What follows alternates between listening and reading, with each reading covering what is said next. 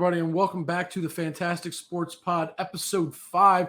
Today I told you guys last week a good guest, and I wasn't making it. I was serious. This is my man, Raphael Esparza. He is, when you talk about sports betting, I told you guys this was my man. Raphael, how you doing, man? Pretty good. How about yourself? I can't complain. We were talking before the show. There's so much stuff I want to talk about, but before we get to anything, because nobody here knows you yet, tell the people what you do, because I know what you do, but they don't know what you do, and it's best coming from you. I'm a global odds maker for a couple global books. I actually do some help now for the U.S. books. I've been working with some Caesar stuff, Bet US. So and I expanded my horizons just because of the prop bets that I've done in the past and I've been doing now. So being a global odds maker is very, very challenging and very rewarding. People ask me, I can't believe you set that number for the Utah Jazz. I don't do that type of stuff right now. Back in the day when I was in Vegas, of course I would do week 13 spreads total. But a blind monkey can do those now these days and stuff like that. I do all the wacky stuff that you don't see. Tom Brady, who's he going to date next odds and stuff like that. And weird player prop bets like is Kim Kardashian CP3 going to get married now? So all that kind of weird stuff. This, folks, is why I said he had to come on, because you can't get better like betting odds for or betting situations. I swear you come up with I could throw anything to you, and I'm fairly confident you have something set for it.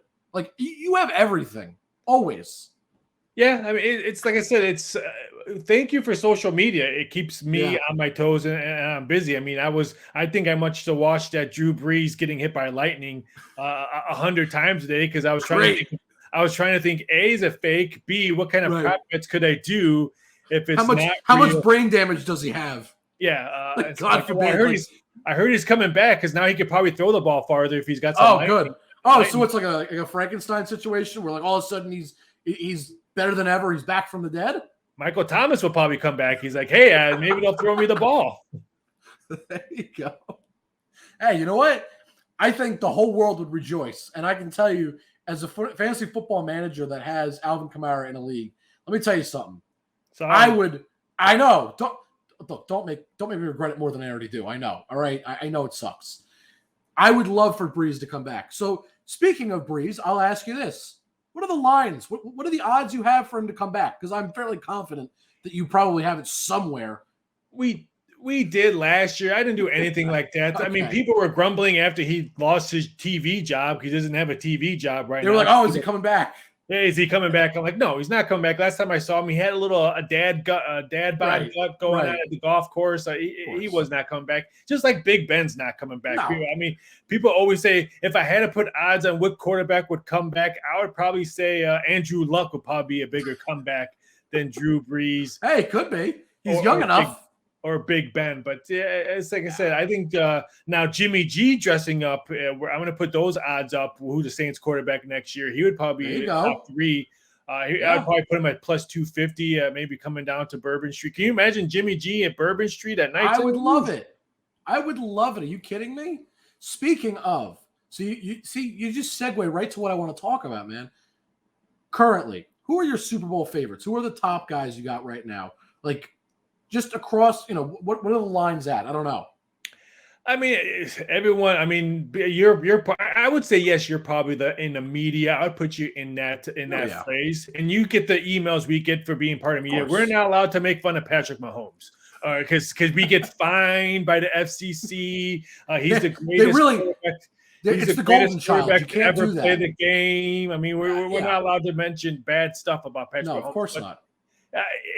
They're up there just because of ticket count. Are they going to win it and stuff like that? I don't think so. We're really heavy on the Eagles because they got hots. Of course, the Bills, they were hot as well. Any surprise bets out there? Like anybody betting like the Patriots, which just feels so wrong, especially after what we saw last night. Are you getting any of those? We were. I mean, really? They were. I would think the biggest shocker we were getting down the road was Seattle. I mean, because let's face it, who would have thought Geno Smith would have this team rocking and rolling? I can't believe he's still in the league, but he's playing really well. I think the New York Giants were another one. I know you have a Rangers jersey and you're looking up the Islanders right now, but I think the New York Giants, were uncalled for. You mentioned it before we started, and now you're getting into me. I know the Rangers aren't playing as well as they should be. I know it hurts. Don't remind me. But I would think that division of yours, the NFC, we used to make the NFC least, is probably one of the best divisions right now because they got the Commodores playing really, really good football right now, and Tyler Heineke and that running game. So that's another thing. They're 85-1 to win the Super Bowl. So I think all four of those teams can easily almost make the playoffs because the NFC South shouldn't represent anybody in the playoffs. Look, that is a whole discussion for another time, but I'm with you. I've said this 100 times, and I'll say it again. I don't care if you win the division. You should make the playoffs based on your record. It's just that simple. Couldn't agree more. That's whatever. So, all right, so you're getting the normal guys. That's kind of what I figured. Now, we were talking about the World Cup before we started, so I wanted to transition, especially with it being so popular. You said you're watching, 2 games right now? So I got Cameroon, Brazil, Serbia, Swiss, and there's a college football game, people. Akron, Buffalo, that was canceled. Big upset right now. Akron up by halftime, 60-10. Are you sweating it out a little bit right now? Are you getting nervous? No, not that many people bet that game, so I'm not getting nervous. But I want to talk more about it. So who are your favorites for the World Cup, first of all? Because I'll be very honest that I know enough about the World Cup that I watch it. But if you ask me who the favorites were, I would guess it's probably England as one of the top favorites. But I wouldn't know. So that's why I wanted to ask you that. And then also, please tell me more about the U.S. and the odds that they have and what is going on with that. Because I know you told me before the show it's a little bit rough for you right now because they're not supposed to be where they are right now. No, they're not. No, let me take that back. We figured they would probably advance into the group. We figured Wales was a much older group. They should have won that game. They outplayed Wales in the first half when they were up 1-0 and just got last days ago and let that one goal sneak behind them and had a draw. We knew they were a better team than Iran. The only thing that we knew that they would probably lose to the Three Kings, England. So that didn't. So we knew they would had a really, really, really good chance to advance. Now beating the Dutch. People who are watching this video don't know soccer, Netherlands. It's a tougher task on it because they're a much experienced team. Right. USA is going to have a hard time scoring. They've only scored 1 goal in this tournament so far. If Netherlands puts one behind the net, it's going to be tough for them to get to surpass them. The favorites in this one was Brazil, France. Okay. Those two probably the most heavy bet. Argentina because of Messi running around out there. So those 3 were probably the biggest ones. Brazil is the ones that we really would like to see go out. I mean, we're not going to lose. I think we balanced the books last time I checked that we're going to win no matter who wins it right now. But Brazil was probably one of the heaviest bet teams. They're so stacked. They've got people on the bench that would probably start for any other country. And they're a really stacked team. You're really watching them, just hoping they go out, aren't you? Just a little bit. Just a little bit. I'm happy because Mexico's out. So I like U.S. soccer. My dad's born from Spain. My mom's born in Mexico. I hate Mexico, the soccer league. They're rude. They hate us and stuff like that. So anytime Mexico gets out and Spain's still in it, I'm very happy. And you're a happy camper. Yeah. Yeah. So you said at the top of the show, and I knew this already, but you worked in Vegas. And I know we have a story, and we'll get to that in a minute. But just first of all, before we get to that, what is it like? You worked in Vegas. Now you pretty much just work from home, right? I mean, you don't really have to go anywhere. You're just enjoying the life at home and doing what you love. What was it like in Vegas versus what it's like at home now? I mean, I know it's different, but give us some insight on that. I mean, working from home, and you may know this, working for yourself, you work more hours. I mean, people may think, but how easy your job is just sit around and watch TV. It's nice to sit at home. You work a lot more, though, because you're like, I physically can. Yeah, I mean, granted, I get to work in sweatpants and stuff like that, but you work in 7 days a week, 365. At least my job is 7 days a week, 365 days a year. I'll say this. I appreciate you cleaning up just a little bit for me. I know normally you're probably sitting around the house shirtless, just doing your thing, whatever. So I appreciate you cleaning up just a little bit. I always got at least a polo on above. Underneath, sweatpants, shorts, something like that. I don't have, but I mean, it's a big thing. I mean, when I worked in Vegas 6-7 days a week, suit and tie every day, every day. So that's probably the biggest drawback. and there's no customers. I don't deal with customers like I did in Vegas. But the sad part is I don't get to meet the customers. I don't get to see celebrities. I don't get to hang out and talk to them and see what they're betting and see the outrageous money coming back and forth through the window. So it's fun times. I mean, the biggest headaches working in Vegas, of course, March Madness is the first 4 days. It's 4 days of Super Bowls. Everyone says, is Super Bowl the hardest day? No, because it's just one game. You work really hard the whole weekend. Sunday morning, it's chaos because everyone's trying to get their bets in. And then when a game kicks off, you get to sit back, enjoy the game, maybe grab a bite to eat, and then cash out the game when it's over. March Madness is just 4 straight Super Bowls from 6 in the morning until about midnight. And it's just nonstop 4 straight days, Thursday, Friday, Saturday, and Sunday. So I would rather work a Super Bowl than March Madness. And then one of the busier days is Kentucky Derby, not because it's the biggest horse racing, but you have the Derby all day long. You have the NBA playoffs going on at the same time. It's just a lot going on one day. NHL playoffs, and you always have a major fight in Las Vegas on Kentucky Derby. So it's just 4 days. It's just 4 straight things that I had to attend with. It's just a headache, I'm sure. Yeah, I remember. Do you ever miss working in Vegas? Be honest with me. I do. I miss working with staff and people. Okay. I do. That's the hardest thing working for yourself is not working. I mean, of course, I have my 2 lazy cats and stuff like that, but you don't have that interaction of people. Yeah. Speaking of interaction, now you don't have to tell the Floyd Mayweather story. If you want to, if that's the one you choose, you can, because I know it's a good one. But you mentioned it and you segued it beautifully for me, so I appreciate it. You met and worked with like a crazy amount of celebrities in your time there. I know this already. Give us just one of your favorite. If it's the Floyd story, that's fine. If there's another one that I don't know, please. I just want to know one of your favorite stories from a celebrity because I know they are all awesome. Yeah, I mean, I got so many. I mean, one of the probably biggest surprising stories that people may not know that I've actually got to witness and talk to. We got a phone call saying, "Hey, Roger Clemens is coming in, and he likes to play the horses."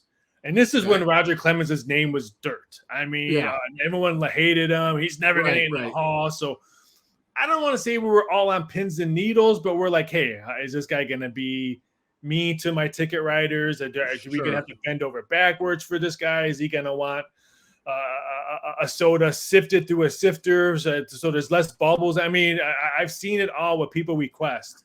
And he wasn't the more nicest guy to my staff, to my supervisors, my managers, and stuff like that. It blew me away and how nice he was when he left. He thanked everybody.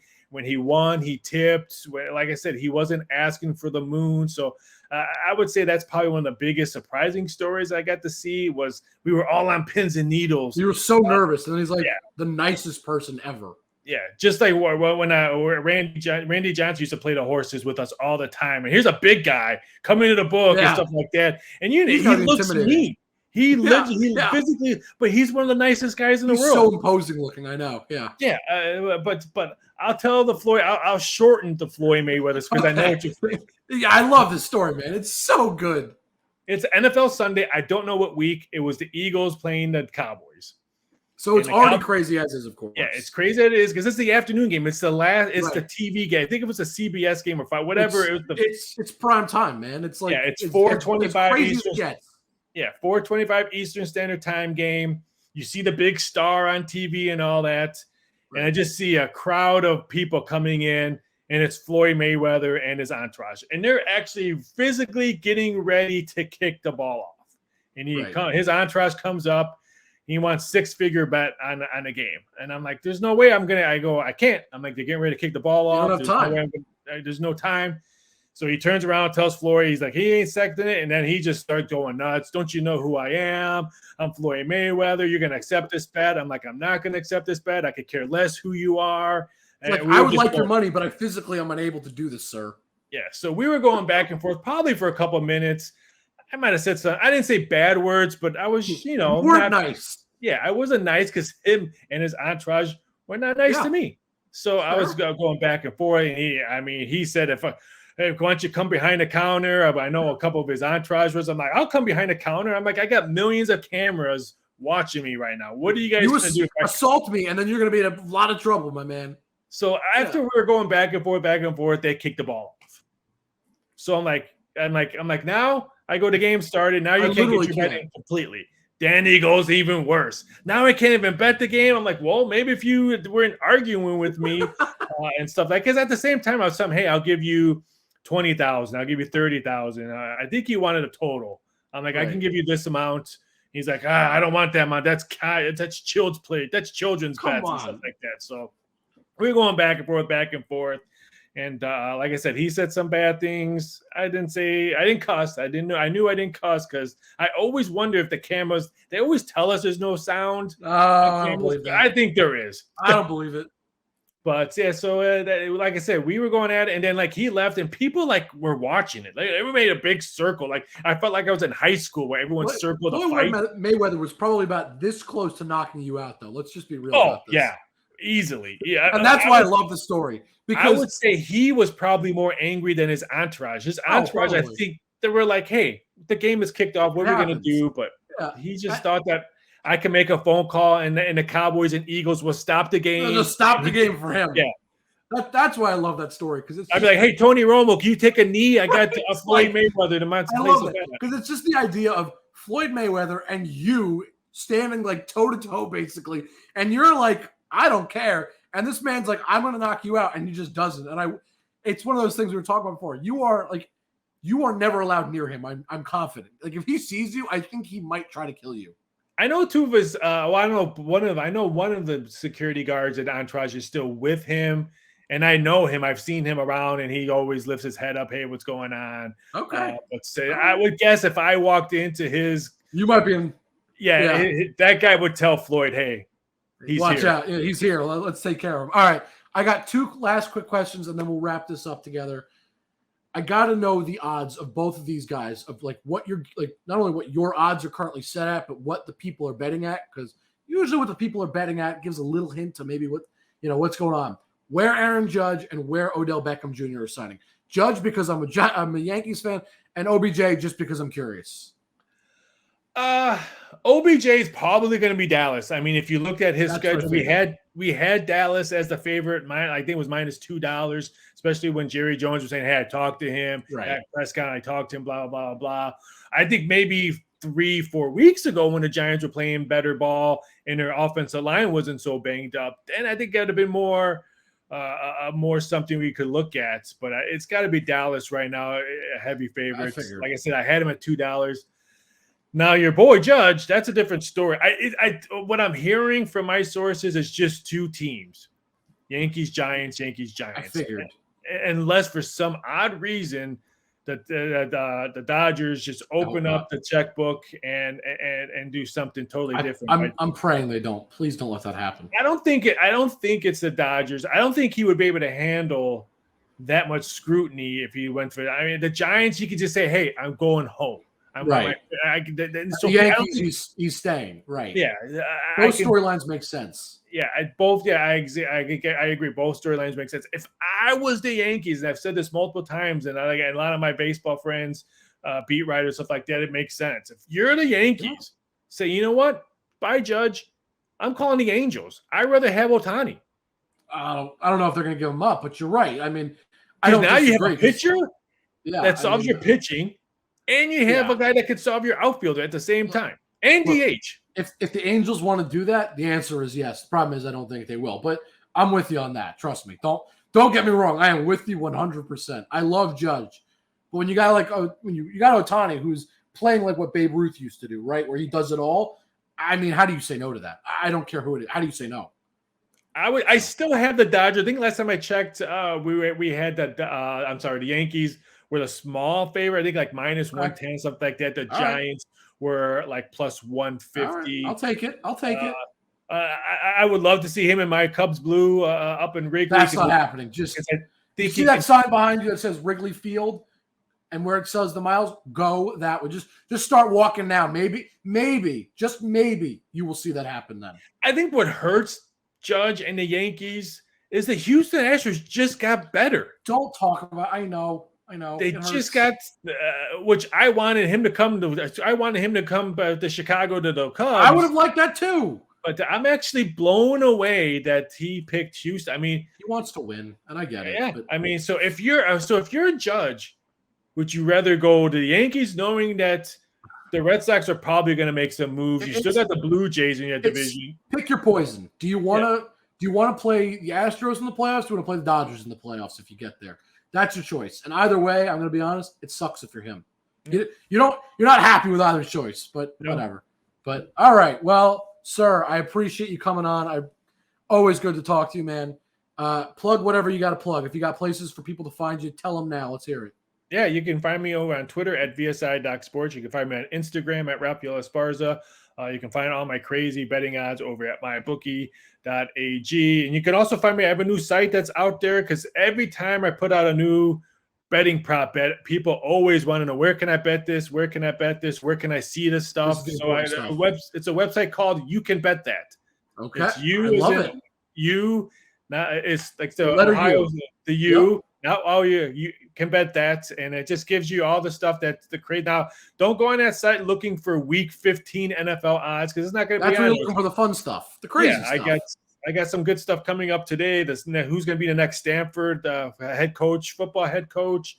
Where's Tom Brady going to play next? Will Tom Brady retire next? Stuff like that. I got CP3, Kim Kardashian betting prop bets coming out on that. So I may have to bet on these, man. I tell you every time, I'm going to have to look at them. They're good stuff. Mandalorian 3. Now we have a final, and we have a date for Disney Plus for the Mandalorian. So I got those coming up.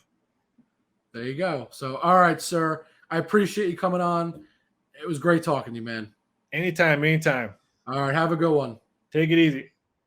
All right. And now, of course, I get to bring on Henry because, he wants to talk to me, I guess. I don't know why, but he wants to talk to me still. So here we go. Henry. Hello, sir. Hey, how are you doing? I am fantastic. Is he not like the coolest? He's so fun, isn't he? Yeah, it's awesome that he does all the weird prop bets and stuff. That's why I was telling everybody. I'm like, this guy is awesome. It's why I wanted to bring him on. He's not your normal boring bets, even though I do want to talk about this normal boring bets in a moment because he did give some good insight. It's kind of what I figured, but I'd like to talk about it anyway.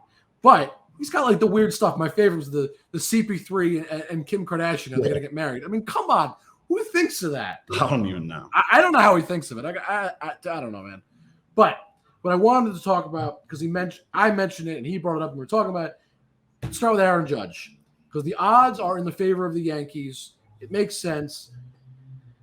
But I wanted to talk about it because if you're a betting man, Henry, you don't bet a lot, but a little bit. I know you do. It's all right. Nothing wrong with that. If you were a betting man, would you bet on Judge to the Yankees or to the Giants, or would you pick the field, somewhere else?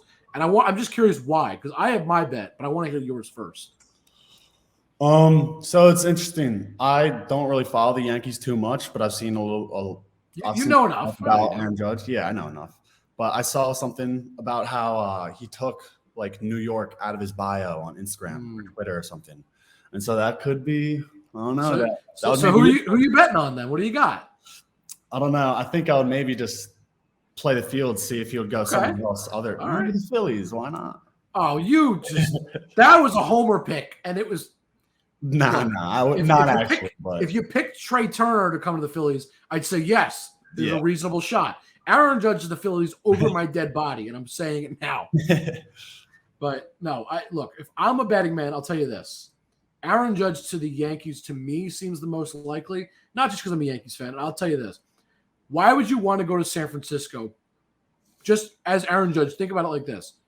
What is one of the hardest places to hit home runs? Oh, yeah, that's right. San Francisco. What's one of the other hardest places to hit a home run? Oh, right. That's L.A. Those are two stadiums that home runs are just like, they're not conducive for that. That's like the worst places to go. Mm-hmm. Where is there a great place for Aaron Judge to hit a home run?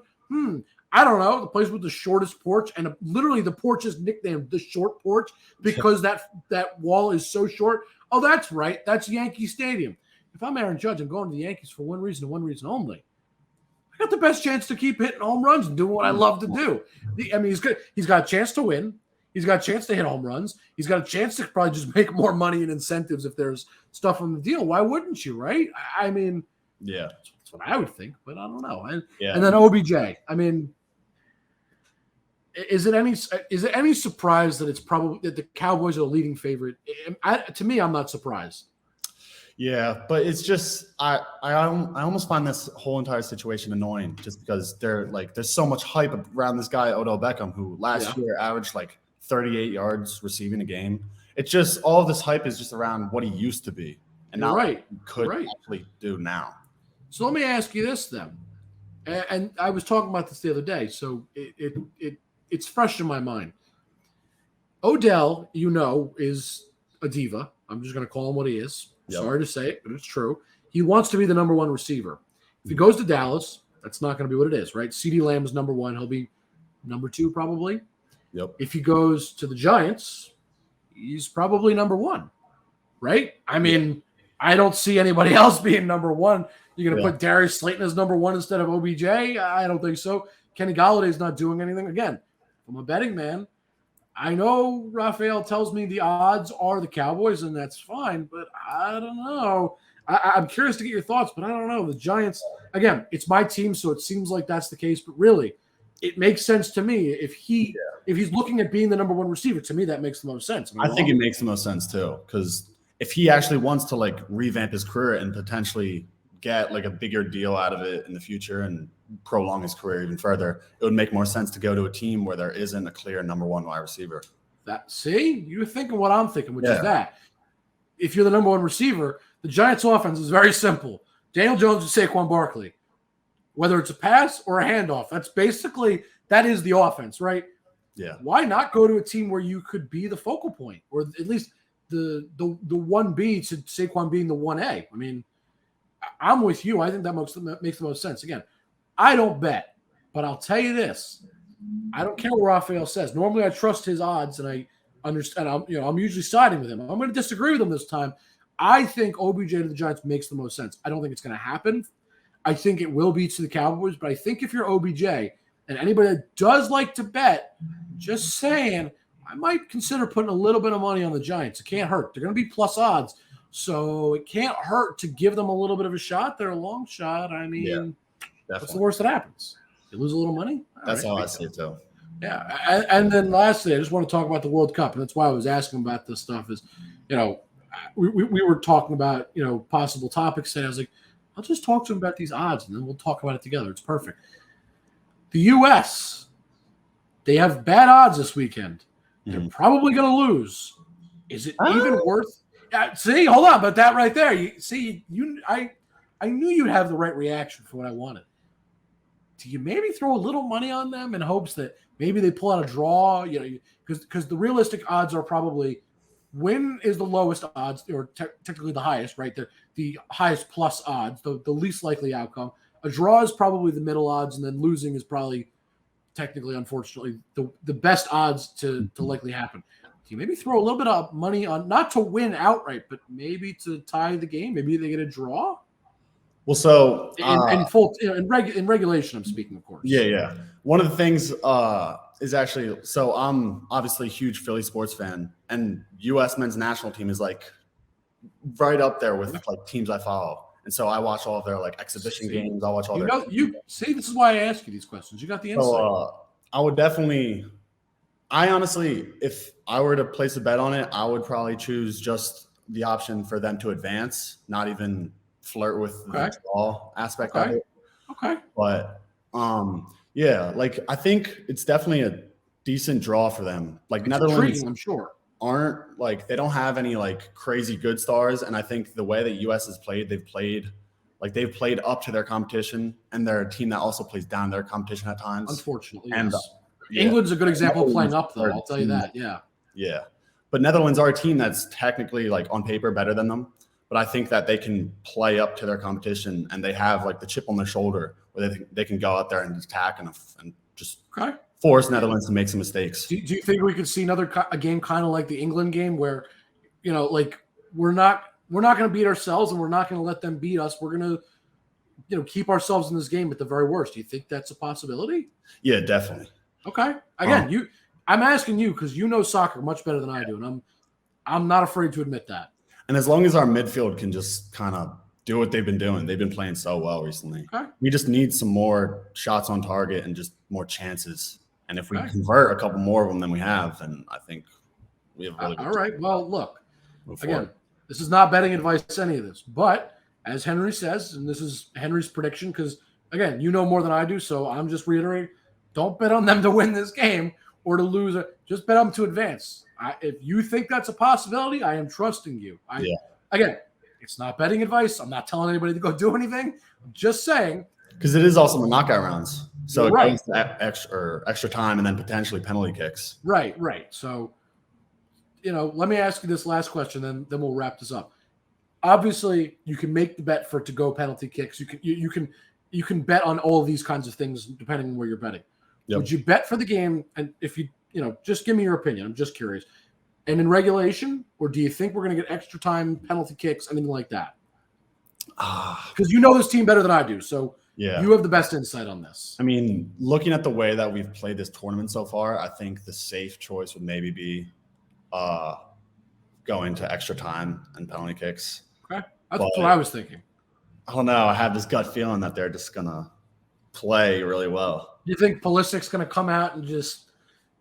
I mean, despite injury, just be an absolute game changer. Is that what you're telling me without telling me? Yeah, I mean that's what I'm hoping for.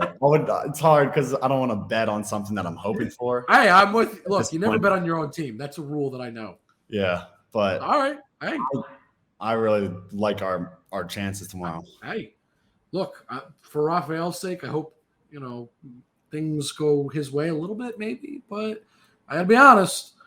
I know he'd be happy just like us if the U.S. wins. I'm just saying it would end up pretty well. I know that would be a good sign. So, yeah.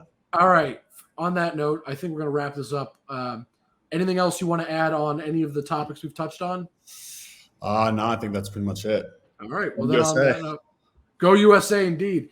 Everybody, it was a pleasure. This is our last episode, I think. I don't anticipate doing more. I'm going to be honest with you. And I guess by the time this is out too, we'll already see those. Games. Well, I said we'll know how this game works out. So leave comments. Let us know. Were we right? Were we wrong? If we were wrong, you can tell us. It's fine. It happens. Yeah, hopefully we're right. I hope we're right, but you never know. But everybody have a good one. We'll see you. I don't know where. We'll see you sometime maybe. Yeah. To be determined.